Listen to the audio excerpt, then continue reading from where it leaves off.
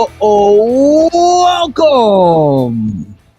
to the MLB show on the Sauter on Sports Podcast Network. It is good to be back. I am Mark Sauter. He is Tom Brown, and we are getting ready for the World Series, the 2025 World Series between the Los Angeles Dodgers and the Toronto Blue Jays. Once again, I'm Mark Sauter. He is Tom Brown. This is the MLB show on the Sauter on Sports Podcast Network. Before we dive into the nitty-gritty of it all, I'd like to remind everybody this show is brought to you by First Round Collectibles.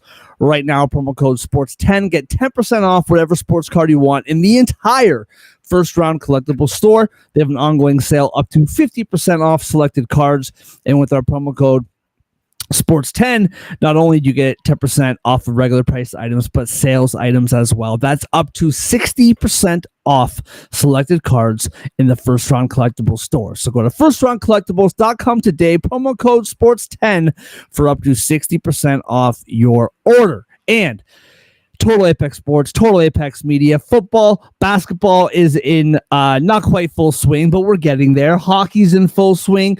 Obviously, baseball playoffs is nearing its end. Total Apex Sports has you covered, whether you want to know about the games, whether you want a gambling edge, fantasy edge, they have you covered. They have a health website as well. They have another website talking about lifestyle, talking about astrology. My mind is blanking. There's just so much. I'm obsessed with it. I'm obsessed they with talk it. I want about to figure out the astrological signs of baseball teams and make my gambling wagers based on their horoscopes. I'll stop interrupting. I wonder if you could find like statistical advantages on like a full moon. Like Folks, how often do the Dodgers win? Like a terrible idea. It would be fun. But they talk lifestyle. They talk TV shows, pop culture, movies, the whole deal. Total Apex Sports and Total Apex Media. Tom, we made it, bro. How are you? One more sleep till we watch some World Series baseball. I got whiplash. I think that Game 7 against the Mariners down. It looked like the Jays were slowly bleeding out. George Springer woke everybody up. We had Gosman out of the bullpen. We had Bassett out of the bullpen. We had a completely stress-free inning from Jeff Hoffman out of the bullpen. I don't know what the most surprising thing that we saw on during Game 7 was. And then we've got a whole week of early season basketball. These guys are not in shape. They have not practiced that much together. I don't know how they're playing this. I don't know how they're running this product out for mass consumption. But the broadcasts are really good. The new broadcasts that's all fun. Those guys are in midseason form.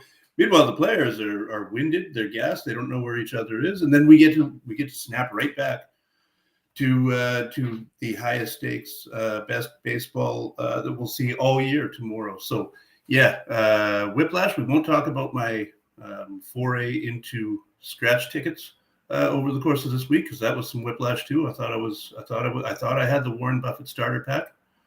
What I had was $12 is what it turned out to be. But got to start somewhere, Mark. Yeah, I mean, listen, man, you can't win if you don't play. That's just rule number one. So just keep on. That's our gambling tip here, whether it's scratch offs or just you keep on gambling until you hit the big one, right? No, that's wise wagering. Yeah. Whether that be man. I mean, listen, a free ticket on a scratchy, whether that be a big parlay, or whether that be rock bottom, just keep getting hurt. Yeah. Well, I mean, it might be too soon to talk about gambling rock bottom, because boy, was there some news breaking throughout the day today. That's a whole other podcast. But listen, man, yeah, there's so much to get to, whether it's from Game 7. I know we've had basically a whole week to kind of chew on it. We'll relive it a little bit here.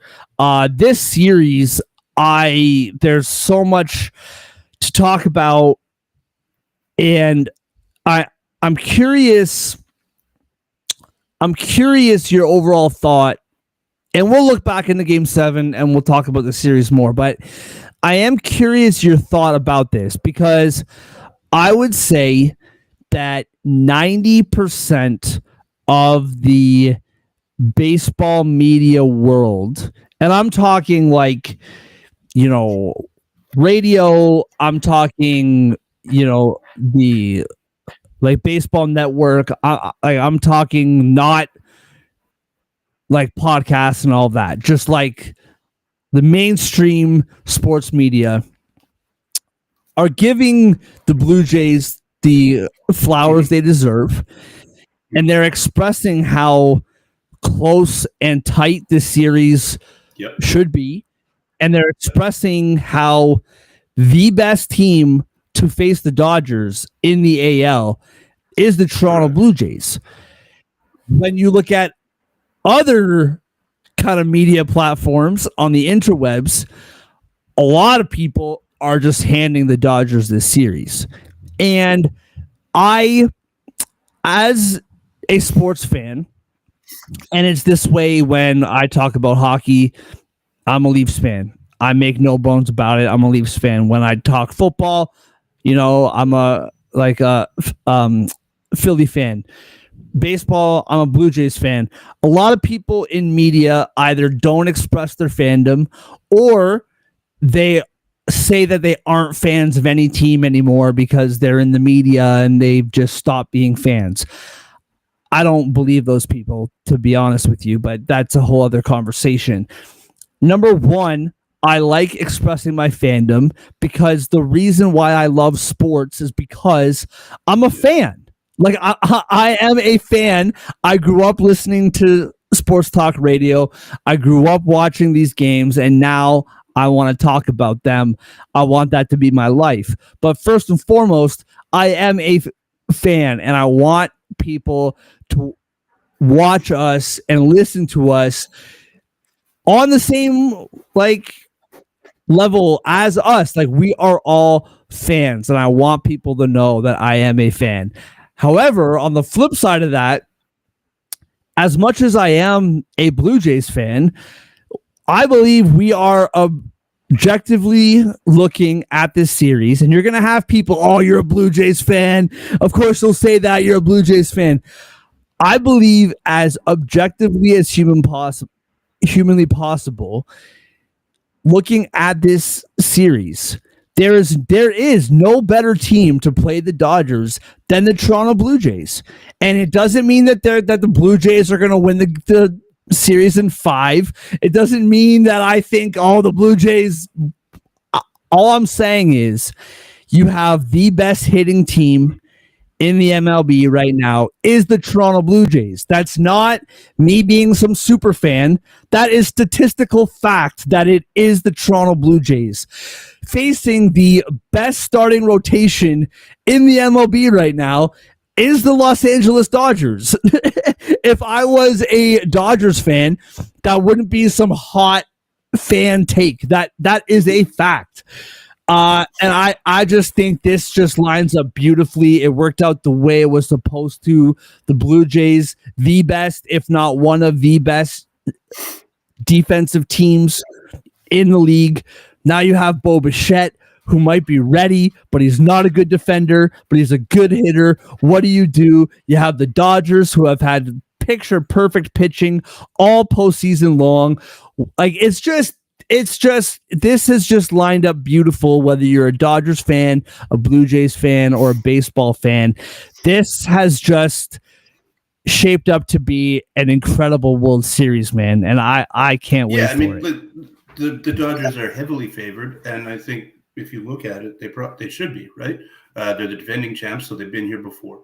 Look at what they did in the playoffs. Do you remember Cincinnati being in the playoffs? Because I don't think Cincinnati was being in the playoffs.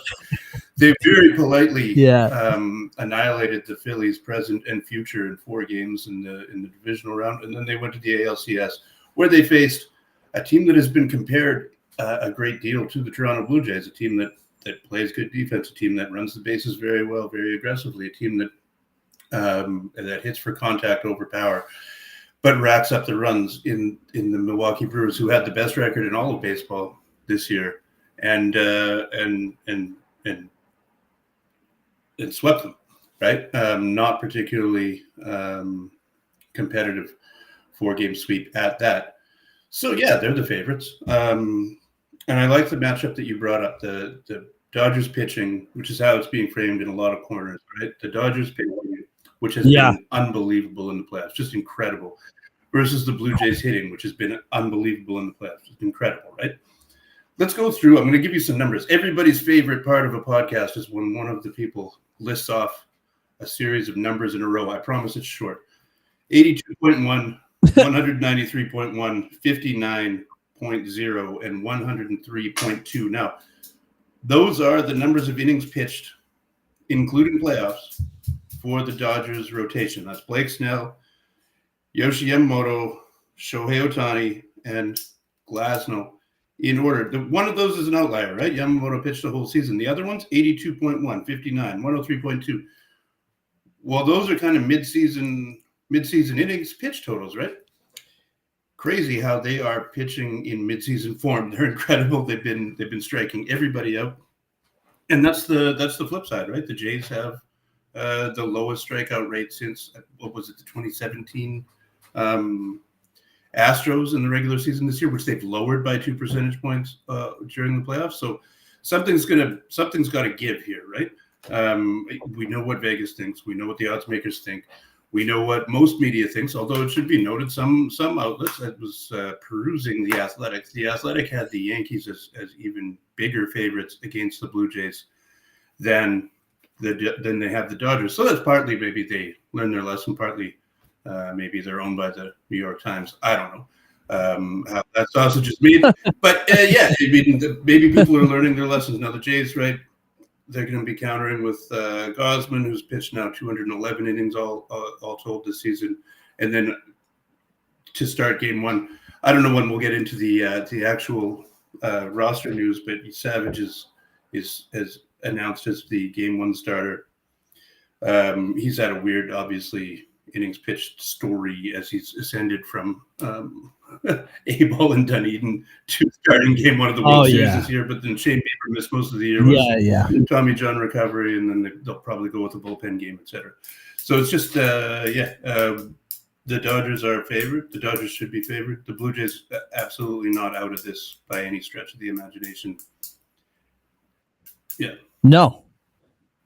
And like for the Blue Jays, man, you have to approach this, just do what you've been doing.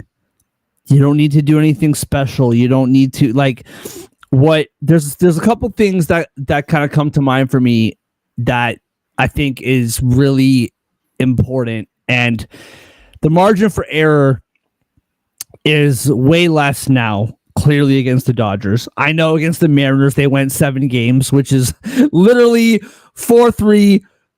Right, the winning runs came in the 7th inning of Game 7. Like, you can't get more down to the wire than that, other than the 8th and the 9th inning. But like, literally, that series against the Mariners was like milked for all it was worth.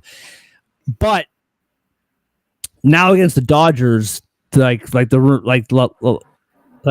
margins are just obviously super, super thin. I think when you have Savage, Gosman, and Bieber, 2 of those 3 games, like, you have to get.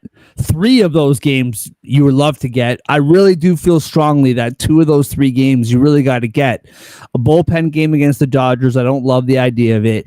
Scherzer, to me, and again, this is just my opinion, I don't think we're recapturing that game. What was it? Game 3 or game 4? Game 4 against the Mariners. I don't think we're recapturing that magic, in my opinion. I think that was a really beautiful moment. He pitched his face off. I'm not relying on that again. Right.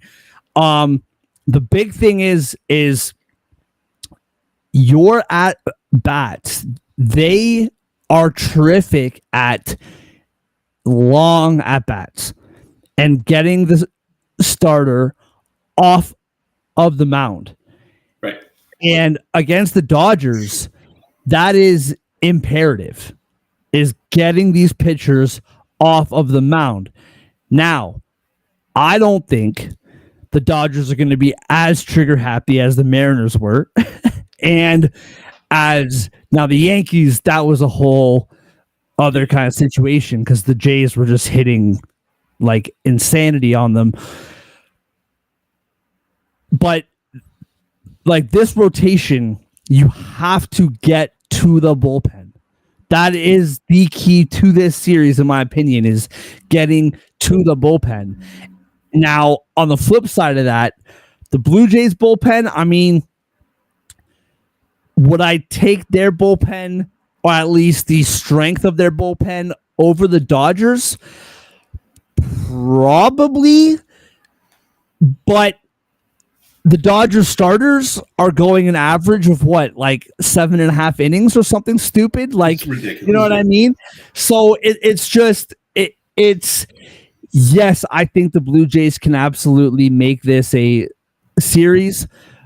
And again, oh, you're a Blue Jays fan. I really believe the Blue Jays can win this series. I really do. I do not think this is a formality.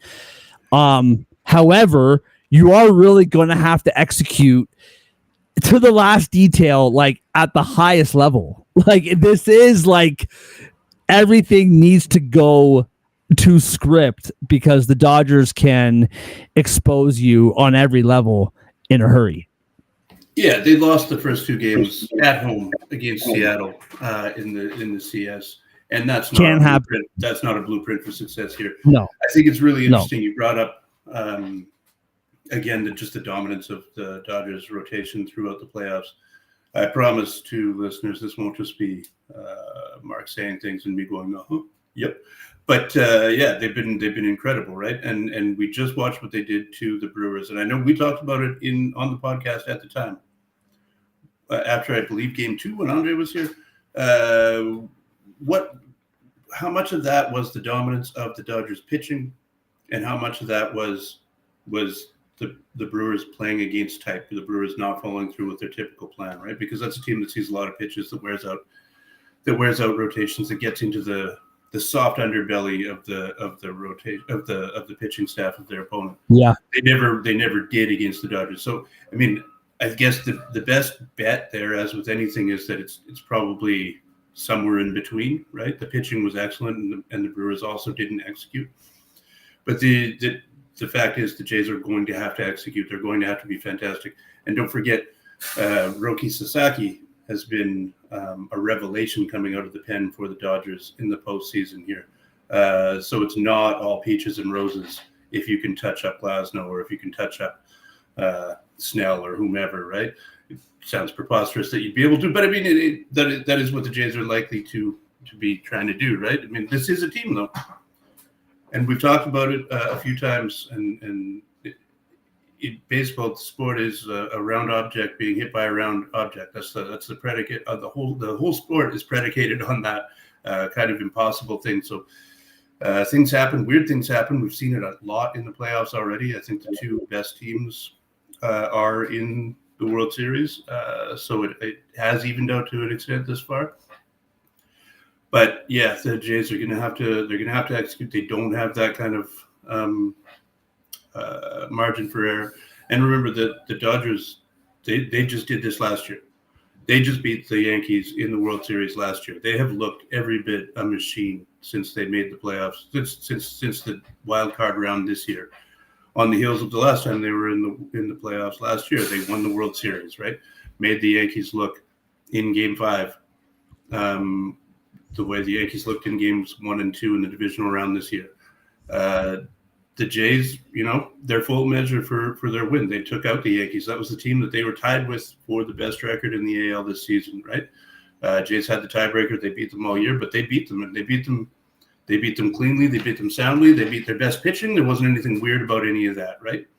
And then obviously the Mariners, who I think we both said repeatedly during the lead up, were probably the most complete roster in the American League, if not in the majors.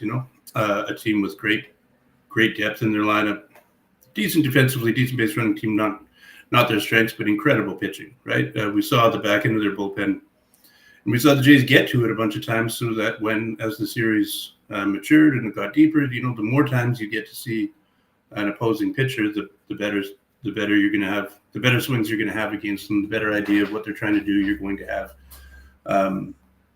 That's the thing, though, right? The Dodgers, the way they pitched against the Brewers, nobody got to see anybody twice because they were just too good. And I don't see if the Jays fall behind early in the series as they did against the Mariners, I don't see the Dodgers letting their foot off the gas in the same way. And that's really what they need to do, right? The Jays need to see all the pitches. They need to manufacture some of their own breaks. The Dodgers are a decent defensive team, not phenomenal. We'll see how it goes. But yeah, it's going to come down to strikeout pitching versus a team that refuses to strike out. I don't know, man. It's going to be really exciting. Yeah, no, 100%. And what I find, yeah, like I'm like right there with you. What I find curious about this too, if you're talking about the like hitting matchups, right? We remember big moments. Mm-hmm. We remember superstar moments, right? Obviously, Ohtani, 3 home runs. Yes, the 10 strikeouts, but I'm taking like the whole like pitching out of this for a minute. We remember the 3 home runs from last week. Ohtani has 5 home runs this postseason. Has not played that well, if we're being just honest about it, right? 220 average, 17 home runs, 17 strikeouts in 41 at bats. But 3 of those home runs were in one game. Big moments, right? Superstar came through in a superstar moment.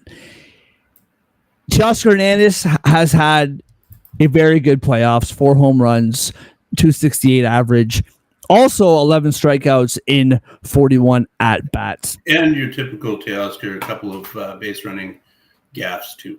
Yeah, they're getting the whole Teo experience. Yeah, 100%. Obviously, Edmund, 286, 12 strikeouts in 35 at bats, 2 home runs. Freeman, not the best postseason, right? 231, 1 home run, 11 strikeouts.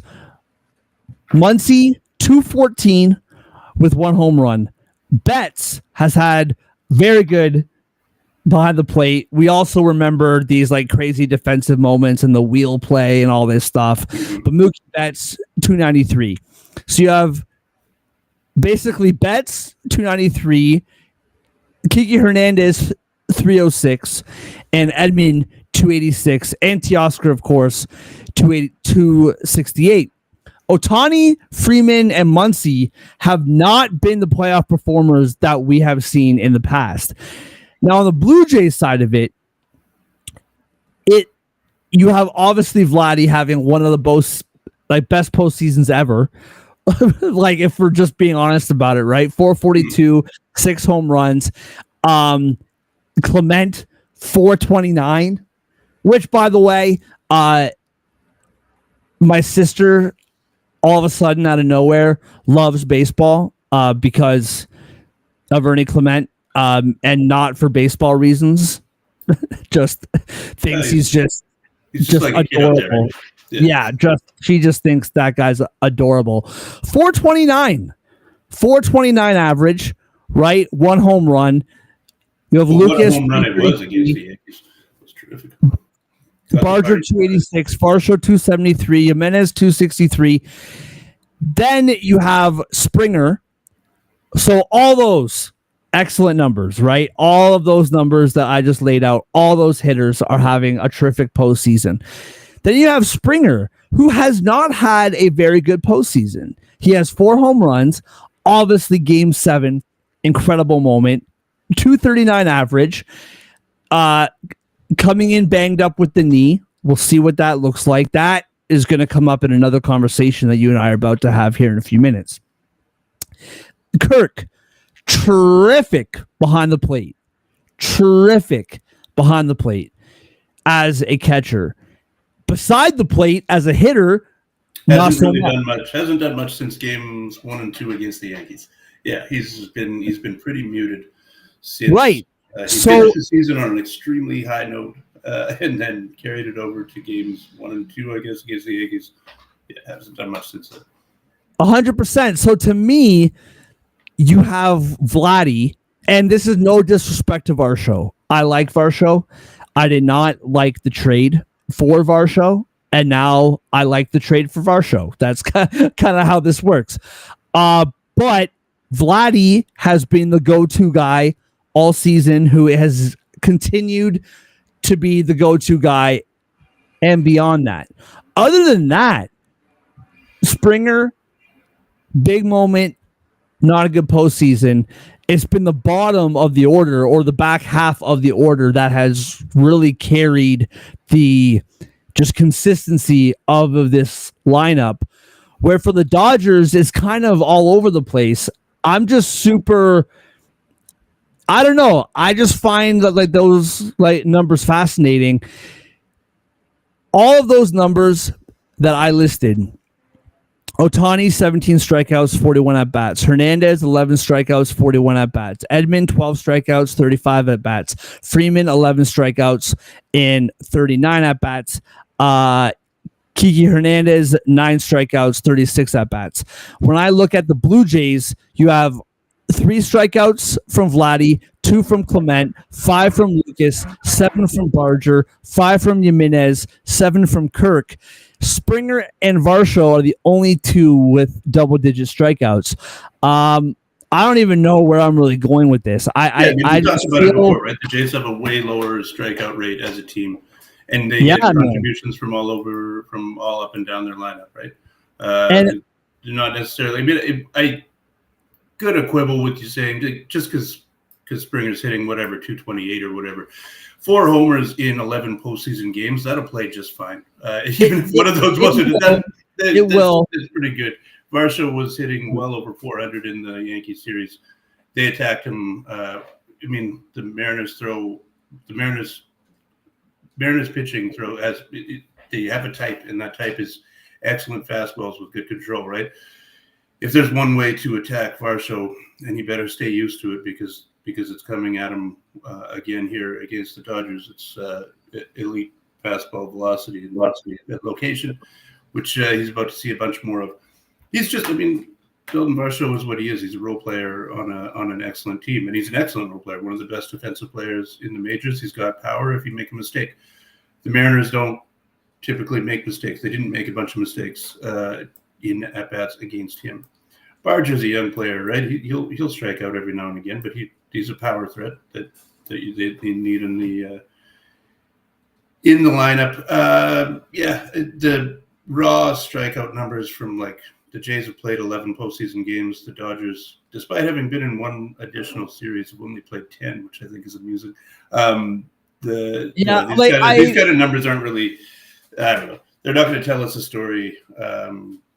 What's going to tell us a story is whether or not the Jays can get Blake Snell to sweat maybe before the 5th inning. I don't believe Blake Snell has broken a sweat yet in the playoffs at this point. Yeah, I guess my point, Tom, is that like I bring up all like of that to say that there's a lot of conversation about what the Blue Jays hitters have to do against this pitching. I think this pitching, they need to be what they've been. Yeah, because they need to go deep into the count, right? Because I mean, if Nathan can work an 11-12 pitch at bat against Yamamoto, well, it's 11 and 12 pitches that Yamamoto doesn't. Whether he strikes out in that at bat or not, that's 11, 12 pitches Yamamoto can't throw later in the game, right? And they need more of that. I'll be curious if you want to talk about potential. Why don't we talk about what the Dodgers are doing with their roster for changes for the World Series, which I believe is absolutely nothing. They've been there before, and they're not going to. If it ain't broke, they are not going to fix it. I know Dodgers fans like to complain that Dave Roberts has, in the past, in playoffs past, tried to reinvent the wheel with his use of bullpens and so forth. I think that kind of criticism went away deservedly last year after they won the World Series. Yeah, that'll I happen. assume there's very little intrigue or drama with how they round out the end of their 26-man roster for the World Series. You would expect that they will continue to do things that are smart. They only really have good players, so I wouldn't worry about any bad players showing up on their team. And they'll continue to roll them out in exactly the way that you would expect because they're smart and good, right? But the Jays have quite a few interesting calls to make with their. Yes, they do. We'll get to that. Just 1 second. I definitely haven't forgotten about that because that is the big conversation up here right now. I guess just to round out my point is I just keep hearing about the pitching for the Dodgers and how all the pressure in that matchup is on the Blue Jays hitters. And I just feel like with the postseason that the Blue Jays have had, I don't think that's the case. I think that this has been a relatively easy postseason for the Dodgers so far. And obviously I say easy as a fat guy sitting on his couch, just like guzzling drinks and eating a bunch of popcorn. But if you watch it, it's been relative ease that the Dodgers have made it to this point.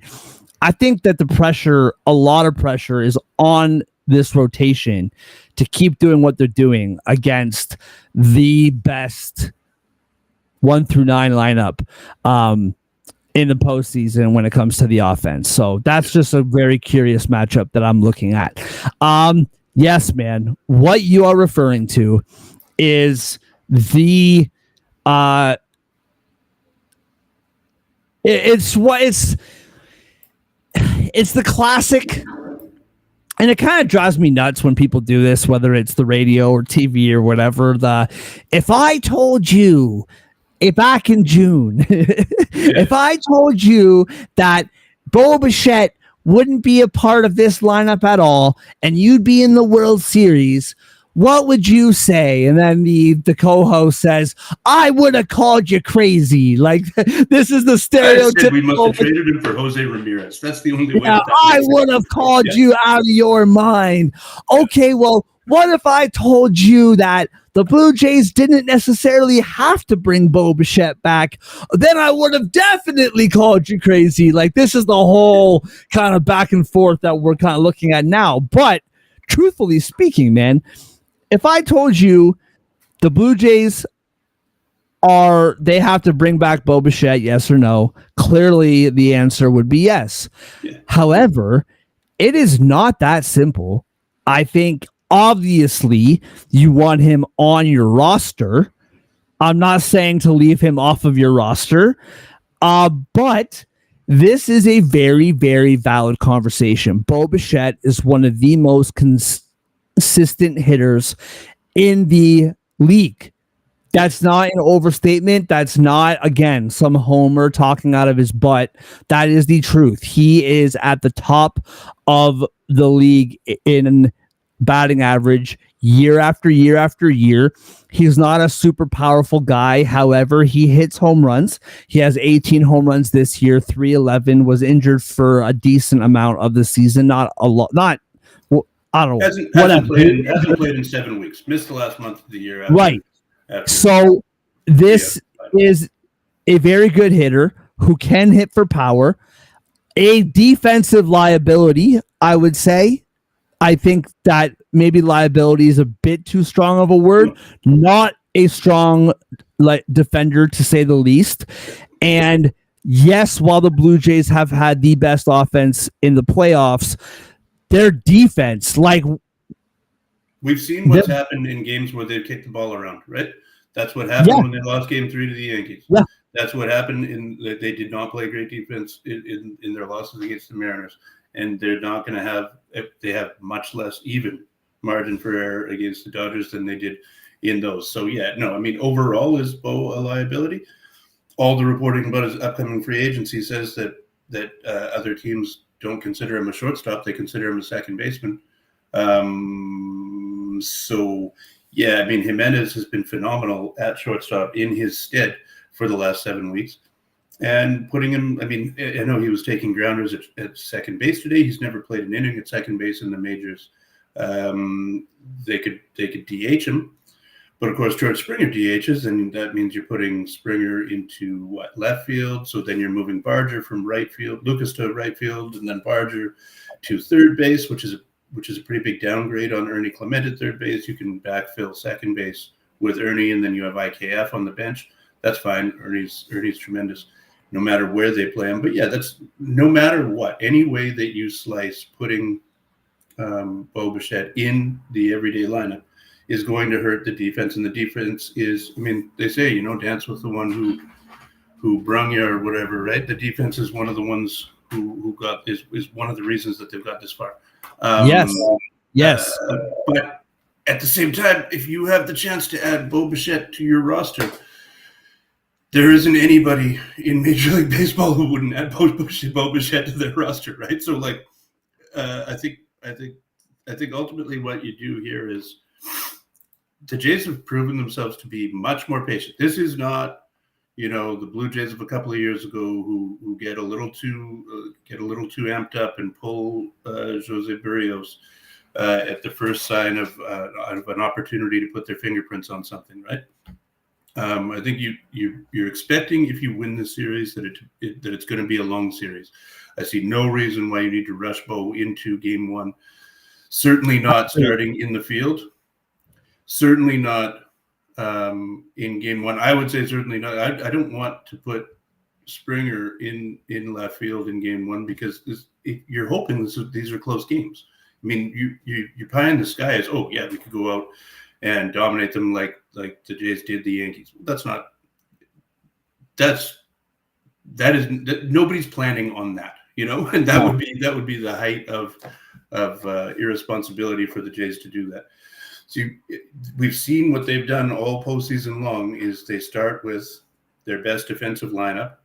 They play their best defensive players. And then if they need offense later, they're not scared to pinch hit. They're not scared to go through their roster. I think the question is, like, are you going to get more use out of Bo Bichette or Joey Loperfido? You're going to get more use out of Bo Bichette because you got nothing out of Joey Loperfido. Not that Joey Loperfido is not a good player. Just that there's limited amounts of use for a player like Joey Loperfido. He's mostly a pinch runner because you have better bats, better hitting options on your bench already. You're going to want to pinch run for Bo if he's on base probably anyway, right? So you can't start with Bo at DH and Springer in left because if you take Springer, if you need to put a defensive replacement in, Springer's out of the game. You can't pinch. You want Springer in at DH because he's a consistent source of offense every time he comes around. If he's in at left field, now you're hamstringing yourself, you're handcuffing yourself to not wanting to or having more questions about whether or not you want to make a move for defensive improvement later in the game. Which seems sketchy. I enjoy the fact that there is a little bit of an aspect of they're talking about Bassett being in the bullpen and loving what they got out of him. Fair, by the way, he looked phenomenal against the Mariners in one inning, but he did look great in that one inning coming out of the bullpen, right? They're talking about Bo. They've got him taking grounders at second. Like, I don't really think this reeks of a little bit of that kind of gamesmanship we saw when Kevin Gausman walked out so slowly to the bullpen to just make sure everybody in the arena got a look, everybody in the stadium got a look. Look who's coming. I mean, yeah, sure, and fine. I think, again, like I said with that, I don't think that really is likely to get in anybody's heads. If it does, great. You lose nothing by trying it and not working, right? But I don't think the Dodgers really care who they're playing against. Why should they? They're the defending champs. They look like a saw, right? They're very difficult. But yeah, I see no problem with it. If Bo Bichette, I mean, what are your other options? Joey Loperfido? Okay, we know what he is. He's a decent defensive player, left-handed bat. He's had some clutch moments. not the clutch moments that Bo Bichette has had this year, but he's had some clutch moments. He's a really good pinch runner, so that's useful. They could put Ty Francis healthy. Ty Francis, that's a guy on your roster. You could roster him for the World Series. I don't think anybody would think that it was insane, unless you did that at the expense of bringing Bo Bichette, who might be in the last few games of his Blue Jays career, right, because of his free agent status. The guy who came up with Vladdy, the guy who finished second in the AL in hits this year, despite missing the last month of the season, right? And a guy who's just like, honestly, he's kind of he's elite pitching proof. If Bo is going to get it, I mean, his approach is to go the other way, right? It doesn't matter if you throw 104 or 92. If Bo gets wood on it, it's going the other way. You know, he's not a guy who's, he's not Isaiah Kiner-Falefa. You know, he's not a guy that you need to worry about what pocket. He's not a guy who has platoon splits that matter particularly at all, right? And so, I mean, if you need, who else of the potential people that you could have on this team, even if it's just as a pinch hitter, who else would you rather come up with with runners on first and third and 2 out? You know, I don't think anybody. So, I mean, I fully expect he'll be on the roster. I don't think that they'll rush it. They've been really patient with a lot of their roster moves. We didn't even see, and there were pockets where we could have seen Chris Bassett going from a role that he had all year, right? He was a top 3 starter on the team all year, to missing the divisional round with the lingering back injury, to being on the championship series roster, saying he's ready to go out of the bullpen. There were a lot of times where they could have used him. They could have used some length out of the bullpen, right? And they saved it. That's a team that shows a lot of patience. They show a lot of restraint. They show a lot of just, look, it seems like the Jays front office and John Schneider have an idea of how they want to win these games. It's been working, right? They vanquished the Yankees.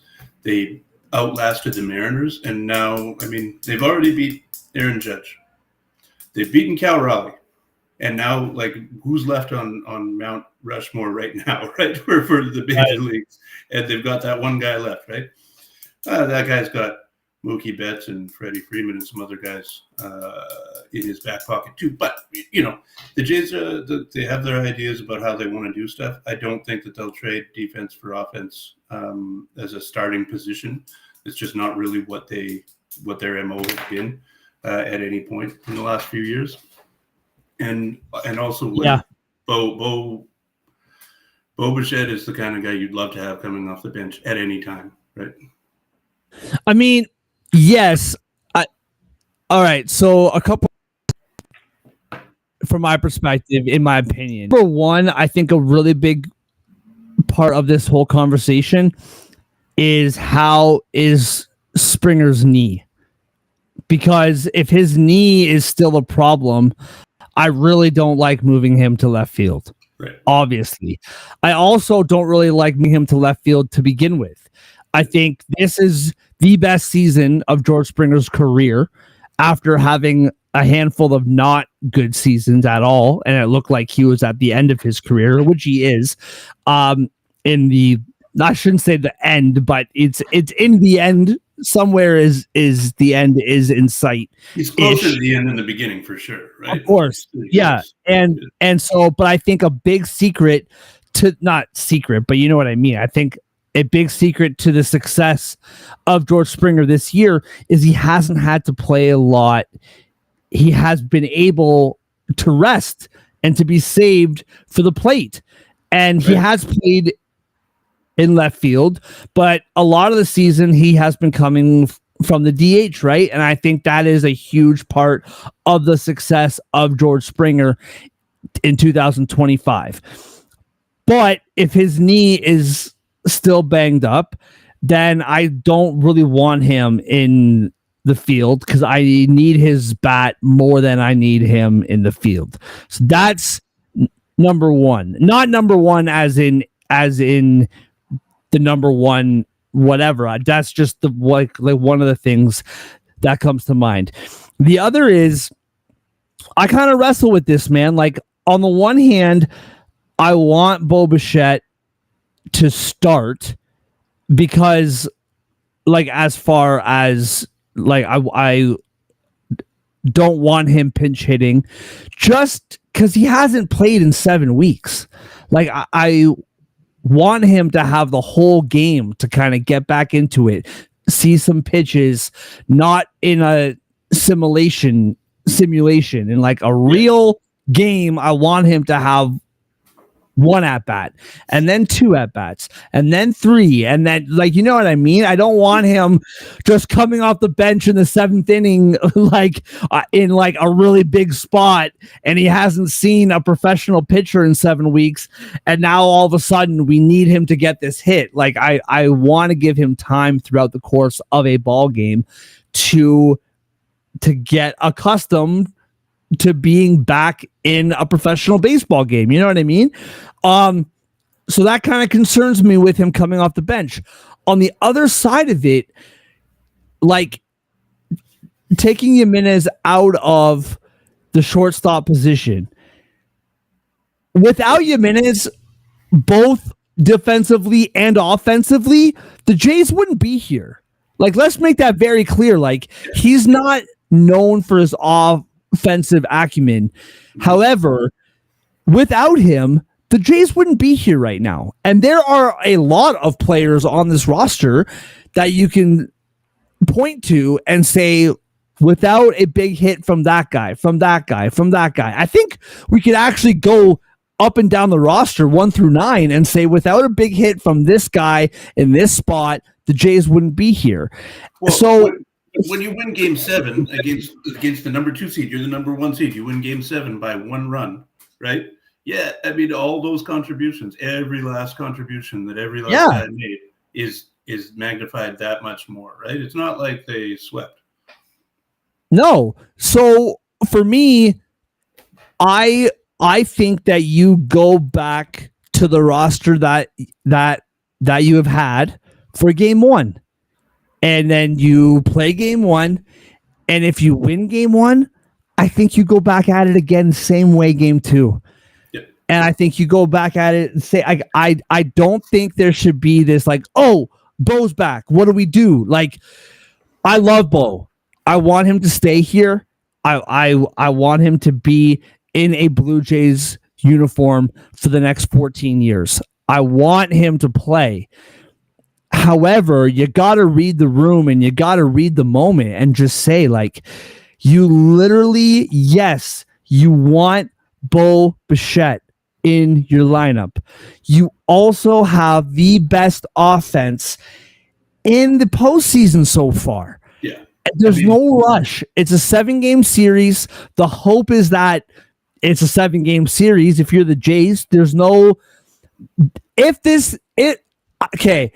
As much as I am a Blue Jays fan, and I think the Jays can win this series, if this series goes 4 or 5 games, the Jays didn't win this series, right? I think that's definitely my opinion. Yeah, for sure. I mean, it's very safe to say. Down, right? I mean, there's much higher likelihood that Blake Snell, 2-time Cy Young Award winner, who has pitched 82 and a third innings this year, regular season and playoffs combined. Yeah, I get it.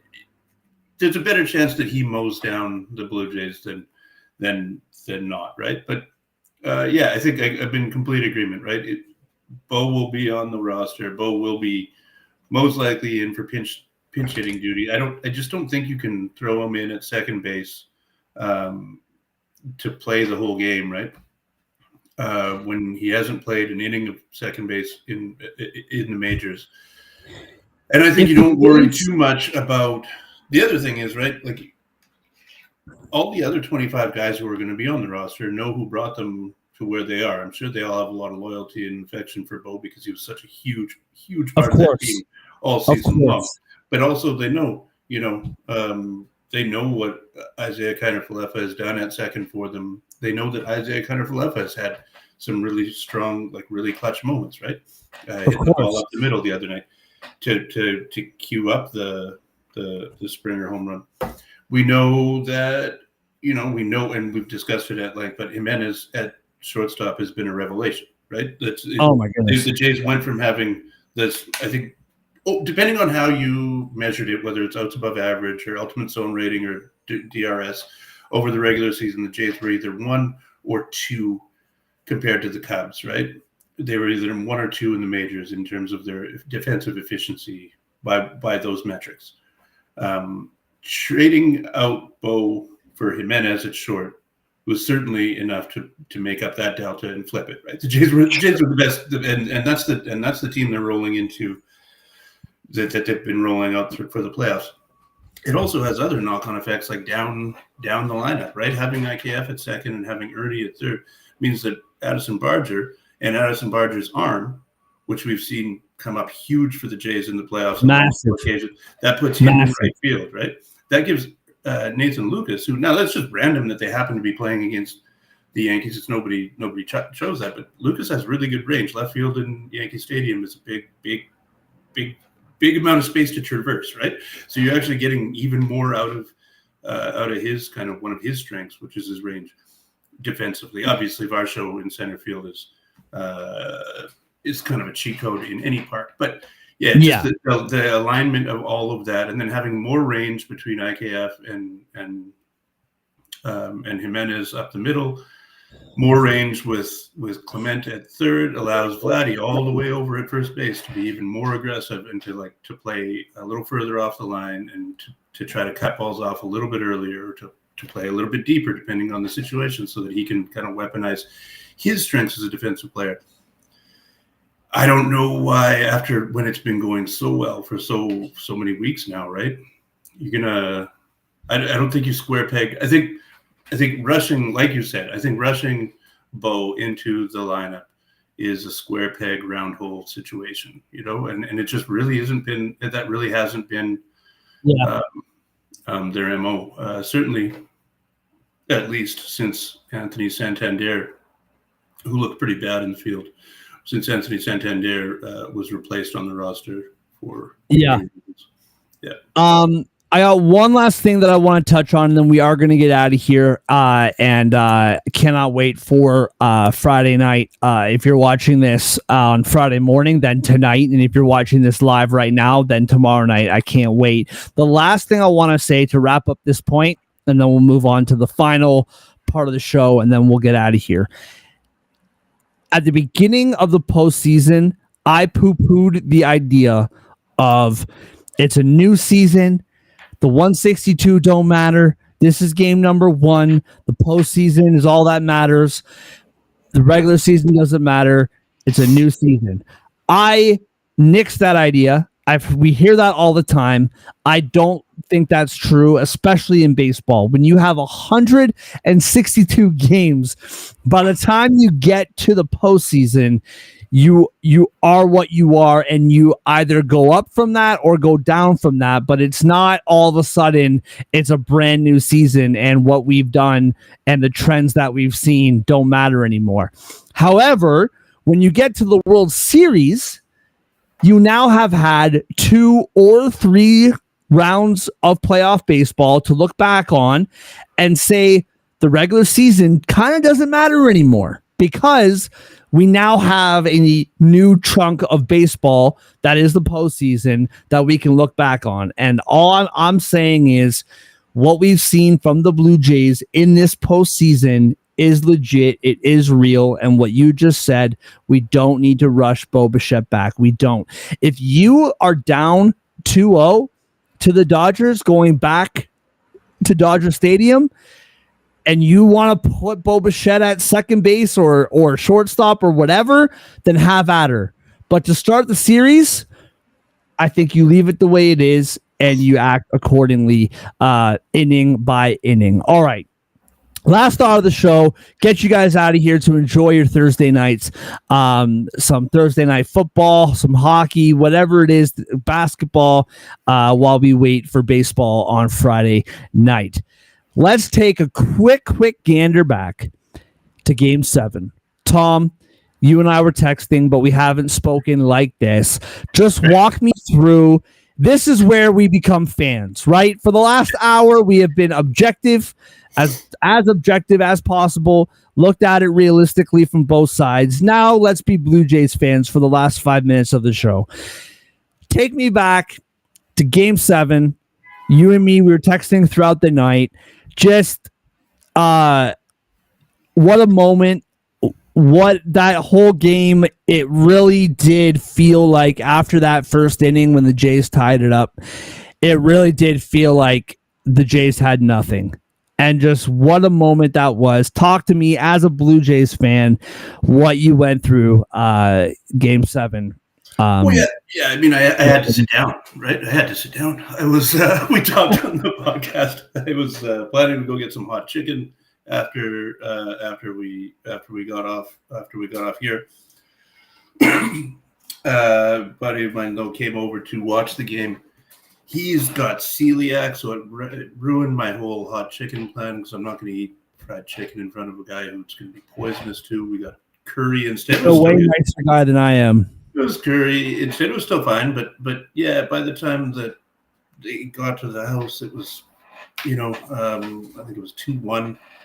We were down, and it was one of those games. We've seen it a few times this year, not that many times, right? But like when there's some games where it's just they don't have it, they put a lot of balls in play, but if you don't hit it where they ain't, they make a lot of quick outs, and it seemed like the game was going quickly because no run scoring, no clock, right? So they're just making outs, and it was like, okay, so what are we going to do? We kind of felt like it was feeling like the lead up to a funeral. And I was talking to a couple of people. I was talking to you.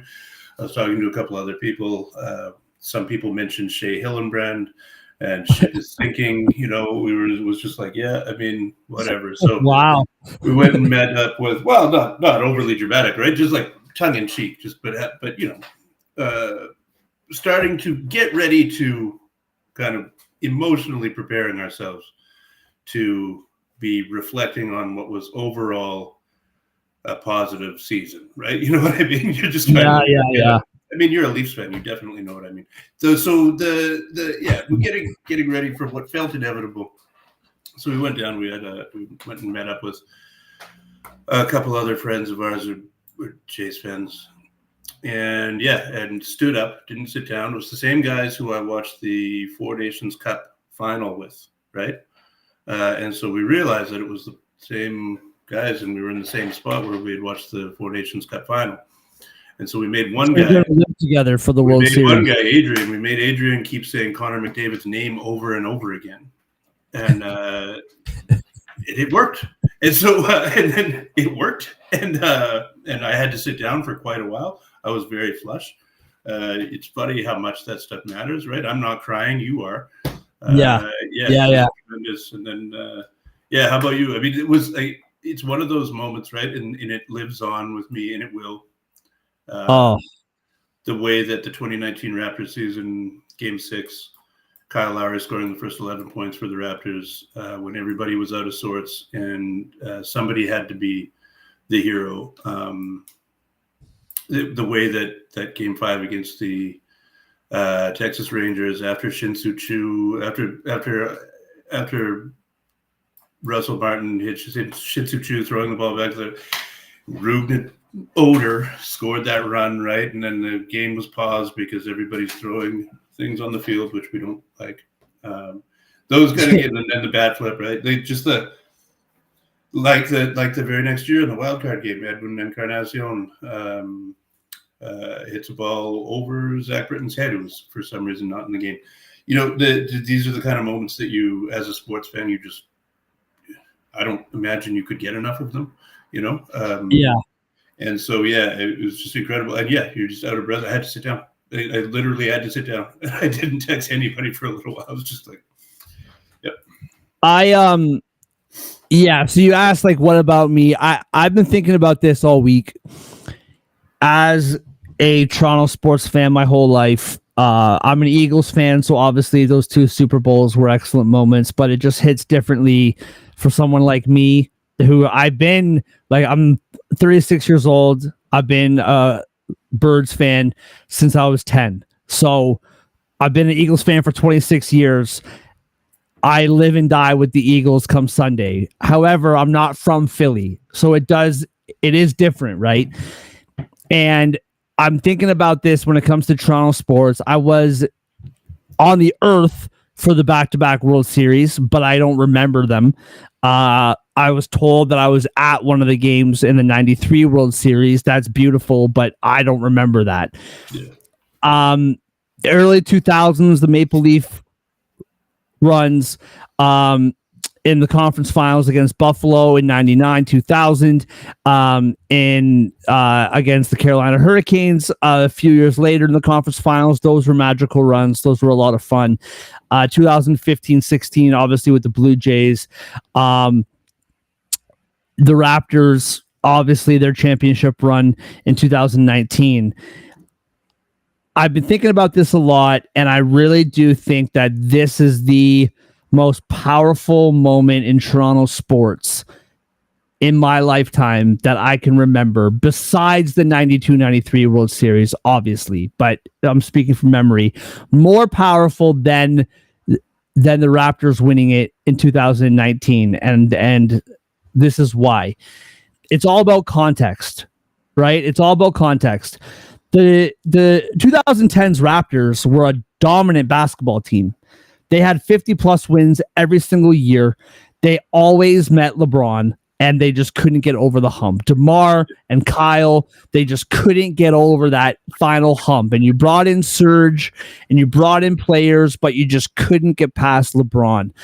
And when you brought in Kawhi, number one, you didn't play LeBron, but you knew Kawhi was probably not going to stay here for very long. You brought him in, you won, you moved on. In the context of the moment, the Raptors were supposed to win that year, or at least compete in the finals. Anything short of making it to the finals was not that. If the 2019 Raptors lost in the playoffs, it had to be in the finals. That was it. There was no first, second, third round, nothing. They had to make it to the finals because of the context of the whole decade, right? So the buzzer beater against Philadelphia, incredible moment. Beating the Warriors as depleted as they were, obviously incredible moment. Down 0-2 against the Bucks in the conference finals, come back down and beat the Bucks. 100%. Coming back from down 0-2 seems to be in the conference finals. It has to be some sort of a theme, right? Mm-hmm. But the Raptors were supposed to be there. And I think that's what makes this moment on Monday night the best sporting moment in Toronto sports in the last, since 93. Because the Toronto Blue Jays have been awful. Even in the years that they made it to the playoffs, I know they had some good seasons, but they made it to the playoffs and they were awful in the playoffs. They haven't won a playoff game in 10 years. Before this season started, they were projected to be 4th or 5th place in the division. Yeah. They were supposed to get anywhere between 68 to 79 wins. This was not supposed to be a good baseball team at all. And they weren't for the first couple months. And something clicked and this team took off. And so in the context of the moment, to watch a team that nobody believed in, including their own fans, to watch a team who swept the Yankees to grab the division halfway through the summer and never looked back. Yes, it was precarious at certain moments. And yes, it took the final week to finally nail down the division.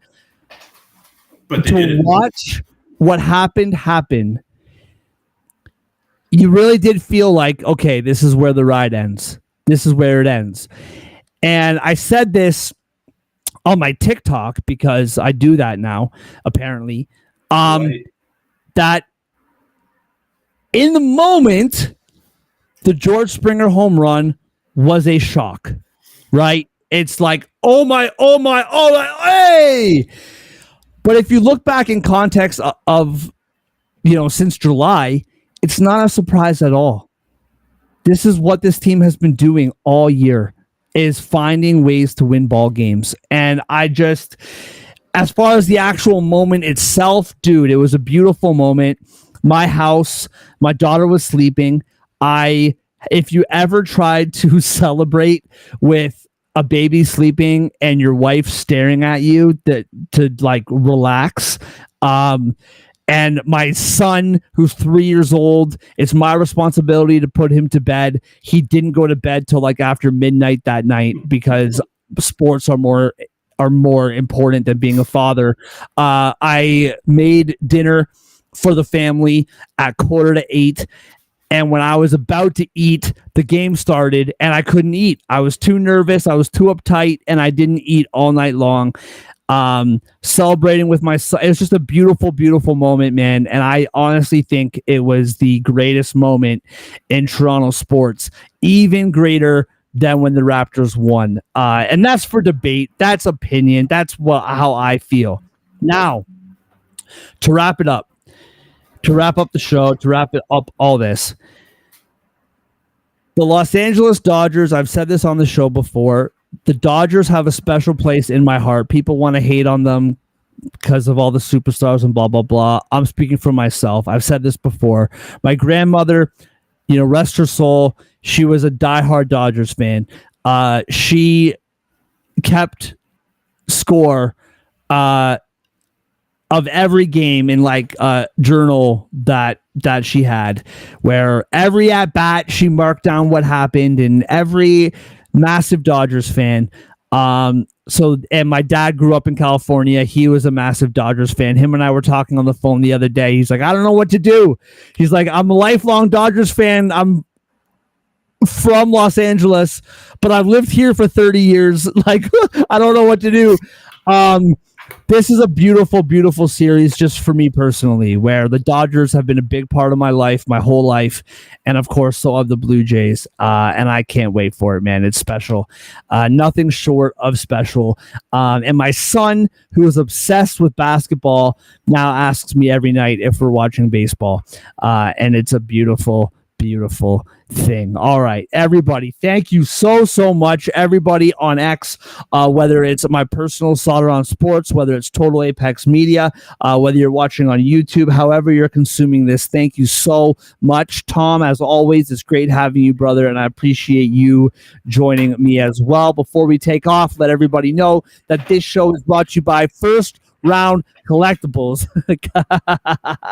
Kyle Lowry. You can get a Kyle Lowry card at firstroundcollectibles.com. Promo code sports10 for 10% off any card in the First Round Collectibles store.